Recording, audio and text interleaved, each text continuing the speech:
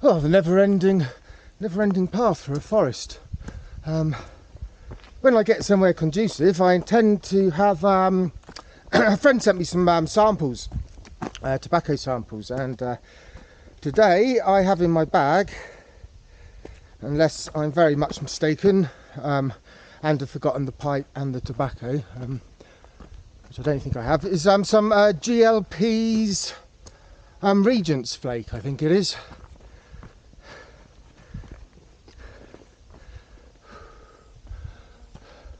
So bear with me, and yeah, once I found somewhere and got my breath back, we shall investigate L Pease Regent's flake.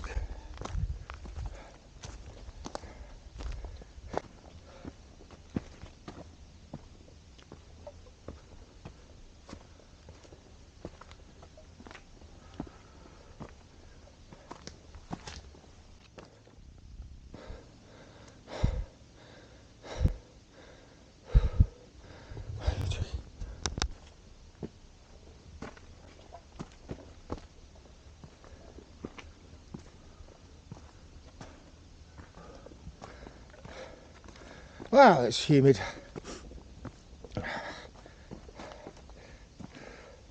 I know there is a lake here before, because actually, to tell the truth, I have done this walk before, but it was getting on 10 years ago. And I remember it being slightly arduous. And yeah, I was with some friends, and we kind of walked up here, you know, as the sun was going down, and we stayed the night, you know, bought some bedding, slept up here for the night, and when we come to cook our sausages, we kind of realised we had kind of continued past the tree line for some time, and so there was no wood to light a fire, and yeah, kind of scrambling around in the dark, managed to find some dead roots. just enough to get some sausages cooked for dinner. Ooh. I don't know if you can see on the tree there, you've got the red and white stripes. That's kind of marking the route.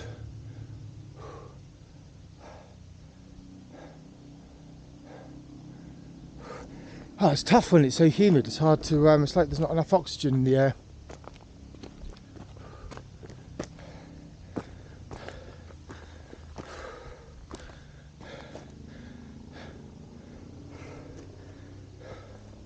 Surprising how noisy the motorbikes are, actually. You know, I'm a good, it's hard to say exactly how far from the road, but, you know, fair old distance. And the sound of the motorbikes really does echo off the mountains. I think it could be time for a little break and a little drink of water, possibly.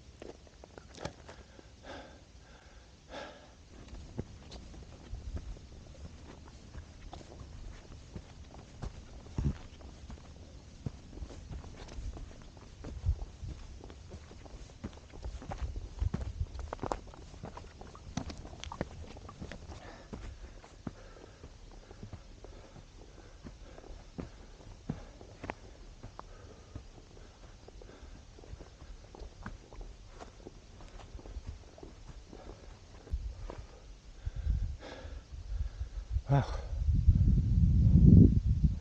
I always get a sense of, it's hard to put into words, I guess it's a sense of awe. Kind of being so close to, to the mountain behind me, it has a certain, I don't know, I guess like a certain power to it. Certain energy, or I mean, obviously it's quite silent and motionless, but maybe it's something to do with the sheer size of it. But yeah, it does instill a kind of sense of awe, or a sense of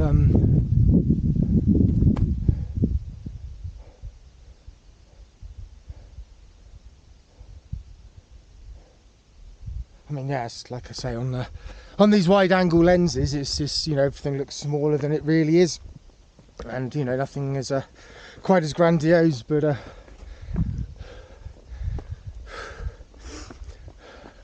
yeah, kind of feel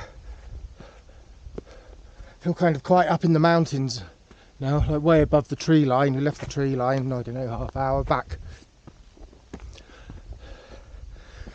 And still in search for this mythical lake, of which I see no signs.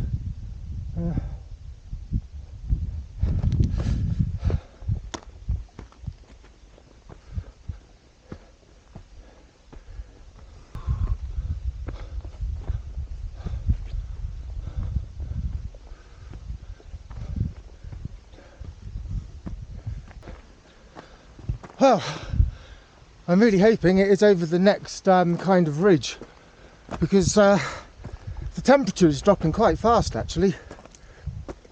I mean, it's kind of okay if I keep on moving, but I wouldn't want to be sitting down for more than a few minutes at the moment, and I expect it's going to start raining.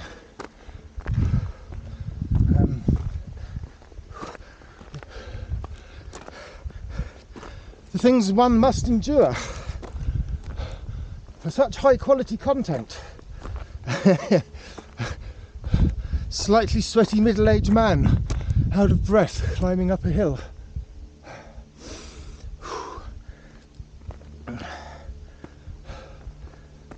Slightly more than a hill, I guess. Yeah, I think I just felt a spot of rain then. Oh well. Well, onwards, Christian soldiers. Like I say, I'm going to give it another 5 minutes, I think, and then assess the situation. Yeah, it's definitely starting to rain. Okay, bugger. Well, there's running water. It's got to be coming from somewhere.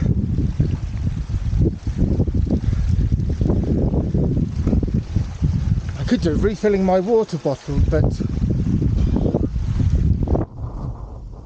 wow, it's windy. I hope that's not so annoying. But yeah, I mean, it is mountain spring water, but when it's running in little rivers like this, it is a bit of a risk. There's quite a lot of deer droppings around. Case in point, but and if there's deer, there's a chance that there's liver fluke in the water, which yeah, I mean, if it's a case of life and death and you really needed to drink some water, then yeah, but if it's avoidable.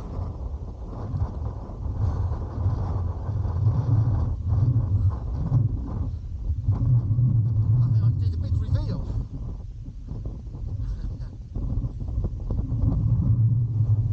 On Mountain Lake, got there in the end.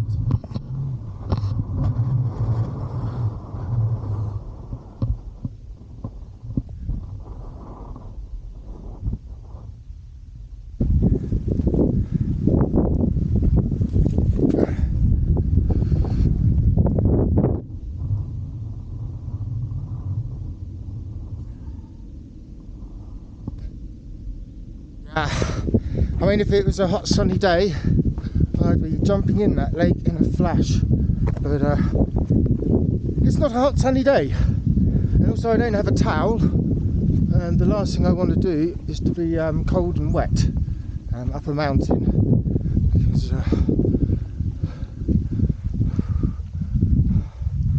wow,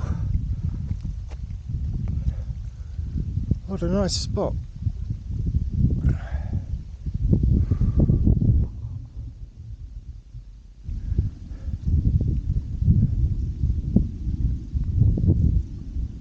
Trying to spot if there's any springs. Little trickle of water going in, but I can't see anything.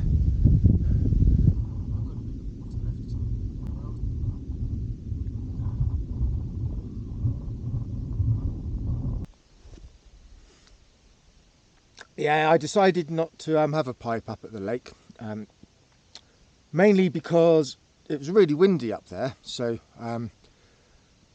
A, it would have been difficult to light it, and B, I wouldn't be able to speak to you guys. So yeah, and also it's sort of threatening to hammer it down with rain. So I'm sort of halfway back down. I think I'm about to enter the forest bit shortly. So if it does rain, I'm reasonably close to the van.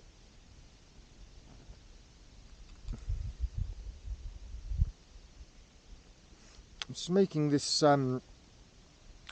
Peterson's with the P-lip. It's actually got some really nice bird's eye on this side. I don't imagine it's going to come out at all, but I can try. But yeah, the stem's a bit damaged underneath, so I thought I'll just keep it myself. It's got a nice big bowl, so it's a good sort of out and about driving pipe. I'm not sure about the whole P-lip thing. I can't really see the point, to be honest.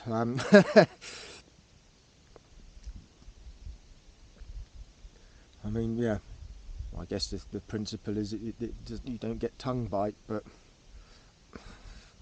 yeah, I think it's a bit of a gimmick, possibly.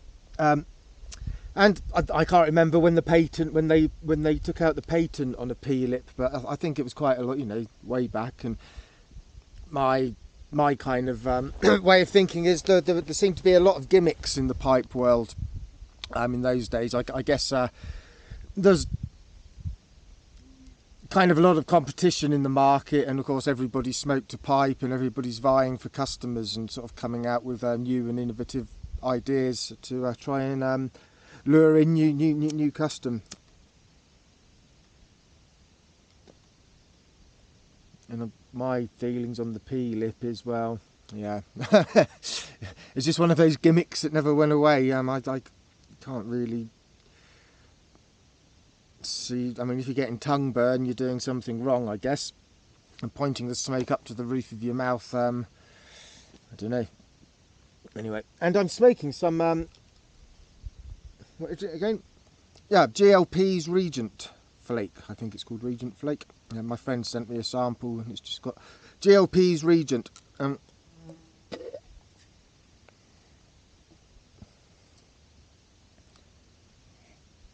Nice. I don't know if it comes as a broken flake, but and it's one of those tobaccos on top tobacco reviews. I mean, maybe I've just got a really impaired sense of smell and taste, but people go, "Oh, it's figs and blah blah blah." To me, it smells like well rotted farm silage, cow manure. Pleasantly so. And it is a what is it? I think it's like a Virginia Perique with Ishmere, Oriental Ishmere tobacco in there.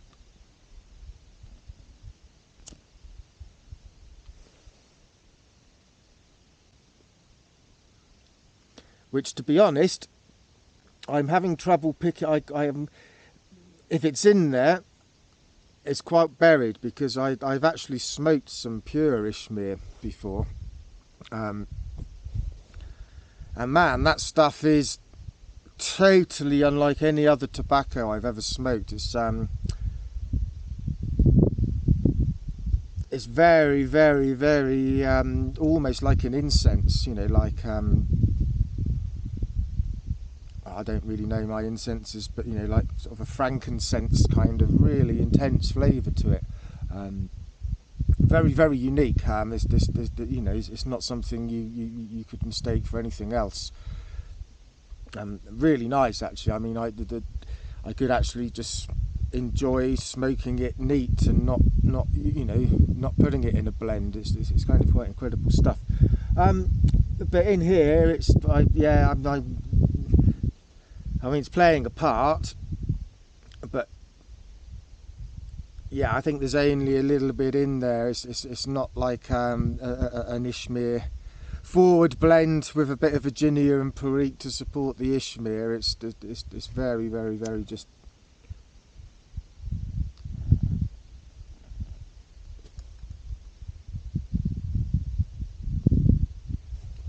It's kind of quite a woody tobacco. I mean, it's not overly sweet. It's very yeah, kind of quite woody notes, quite almost a bit sour, in a pleasant way.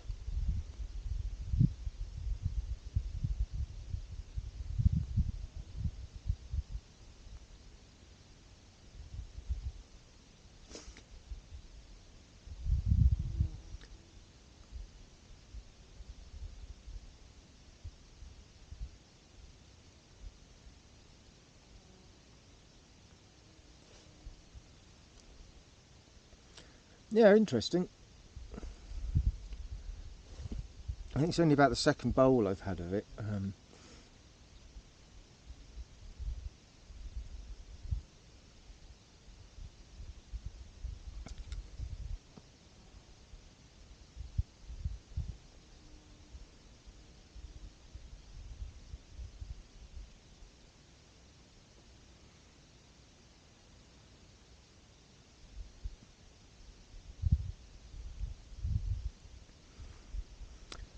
Yeah, I mean, it's not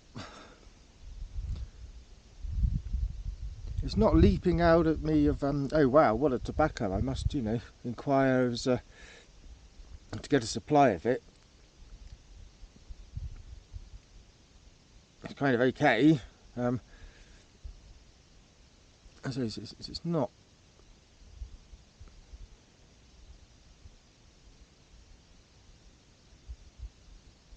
It's a bit. I'm just trying to think of the right word. And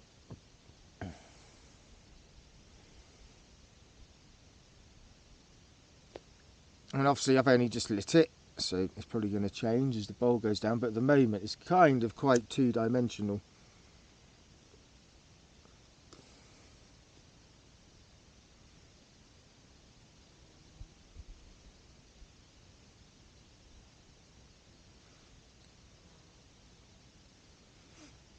And so it's not like wow, they're really nice sweet Virginias. It's very to my palate, very sort of dry and woody and a little bit sour. And I must admit, I do like tobacco that has a bit of sweetness to it. Not like added sweetness, but just naturally sort of sweet tobacco. I kind of do like a little bit of that.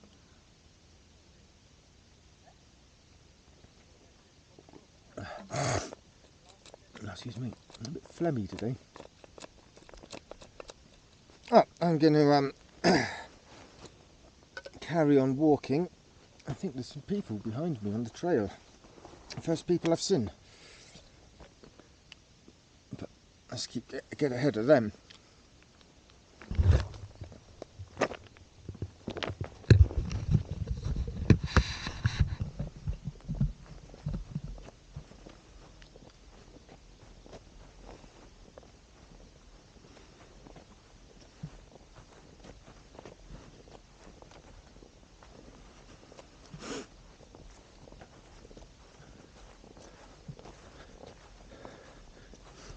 Yeah, I'm surprised I haven't seen any mushroom life up here.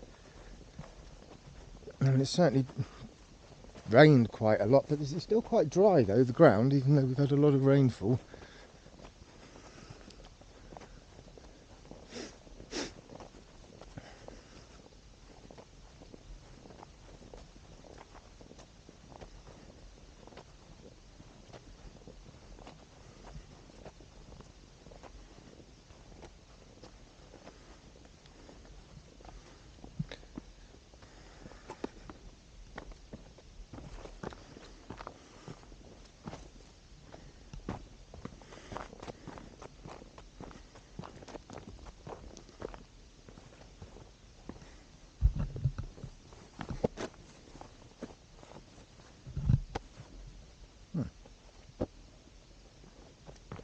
So I'm just checking I picked my lighter up. I did indeed pick my lighter up.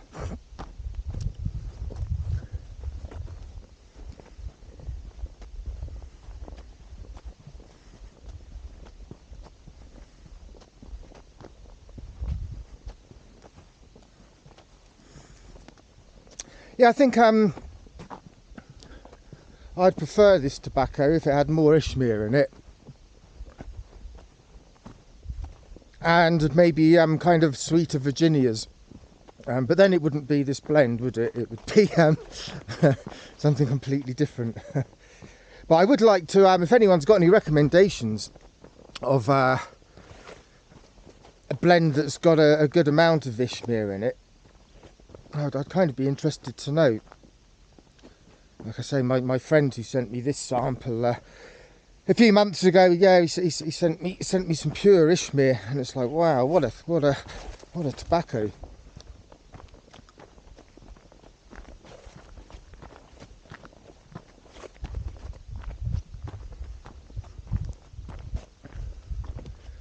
But yeah, so I'm not really noticing it in this.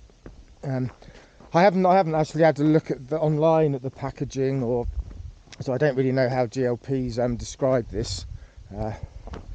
But if I had kind of bought it under the impression it's going to be like a really Oriental forwards with Ishmere as the Oriental, I'd probably be a bit disappointed, to be honest.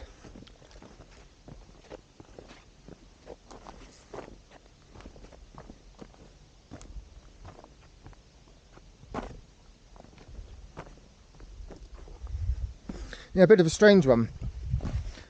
I don't think it's got a huge amount of Perique in there either. It's almost like think of metaphors, Simon. It's almost like slightly muddy, and I don't mean it tastes like mud, but I mean the doesn't seem to be anything too sort of defined about it. It's sort of a bit of a jumbled up kind of thing. But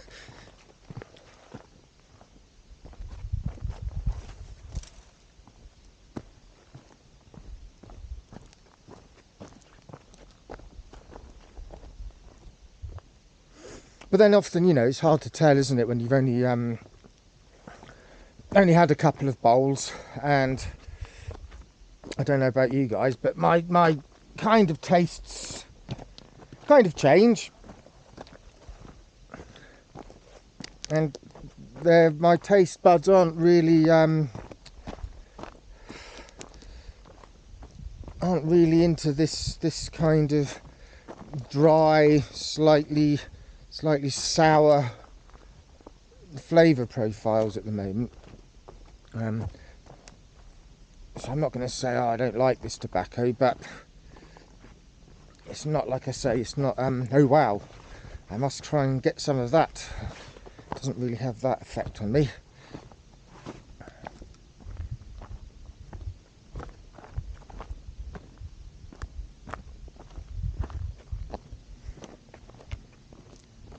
And like I say, it's a bit ill-defined, you know, it's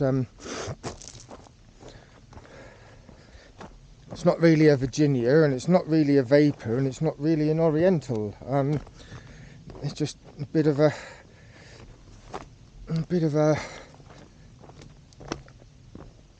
muddy, unclear puddle of of what it's meant to be.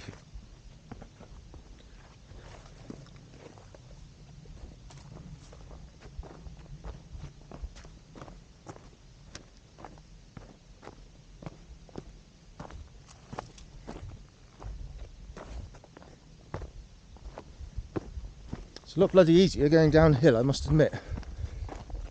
I've been really lucky with this rain holding off. It would be a catastrophe. I wouldn't be able to enjoy my pipe if it was raining. I'd have to smoke it upside down, which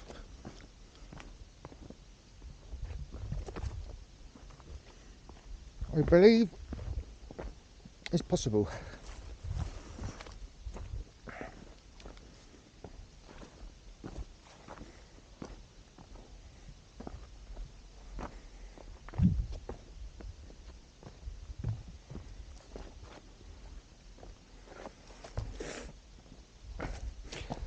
And the other thing, actually, this is it's a slightly a slightly unfair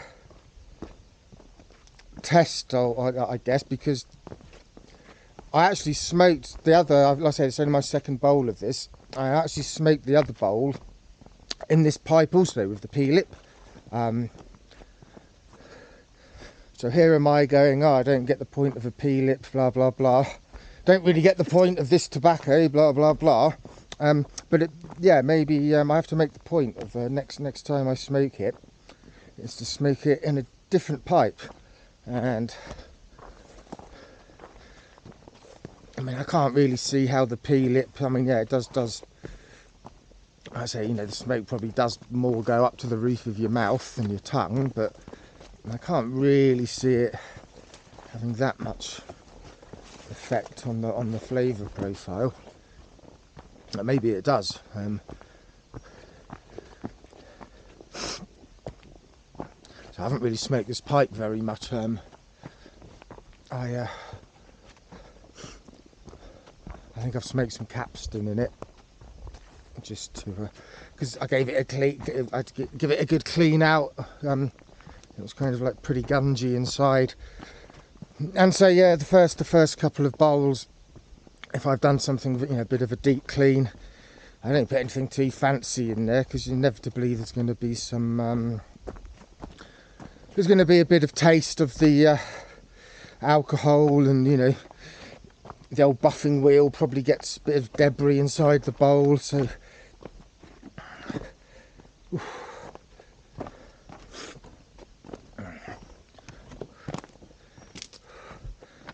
and so what else? Oh yeah, I'm going to get the tobacco sent out in the next few days. I'm just waiting for some A4 cardboard envelopes to turn up in the post, and I can get all that out. And next week I'm off to near Bordeaux. I've got a couple of weeks' work on a chateau there, so that'll be interesting. Right, some more intrepid explorers making their way up the mountain.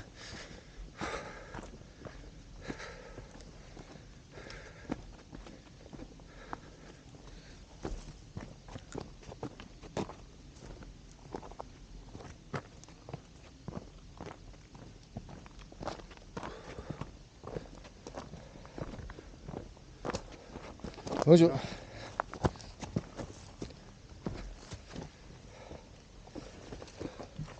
Bonjour. Bonjour. Merci. Yeah.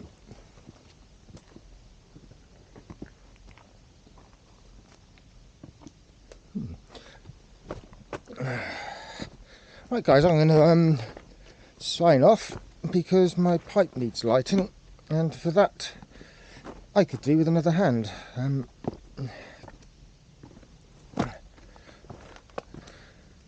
Okay, well, thanks for watching. I hope you enjoyed the stroll up the mountain. Like I say, it's a shame the weather wasn't a bit better at the top to hang out at the lake for a bit, but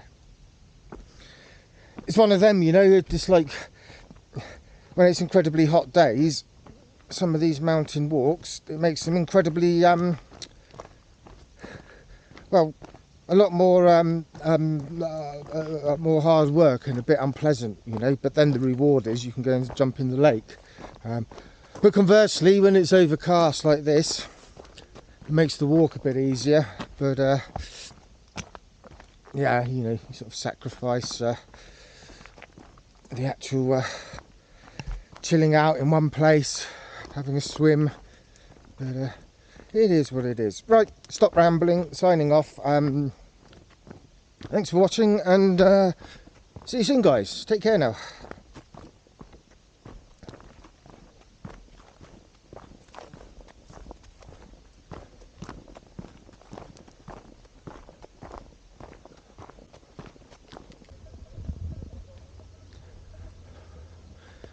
Just as a bit of an afterthought, this big mountain you can see in front of me, and it is big, I actually climbed to the top of that once. and my friend who I come to France with many years ago. And yeah, it was covered in snow. Where the car park is here, that was actually blocked with snow. You couldn't actually pass over the top here. And because it was blanketed in snow, there wasn't really any sense of scale. And yeah, we kind of went to the top of it, just thinking it would be look like a 10-minute walk up a hill, and it turned into an epic mountaineering snow expedition.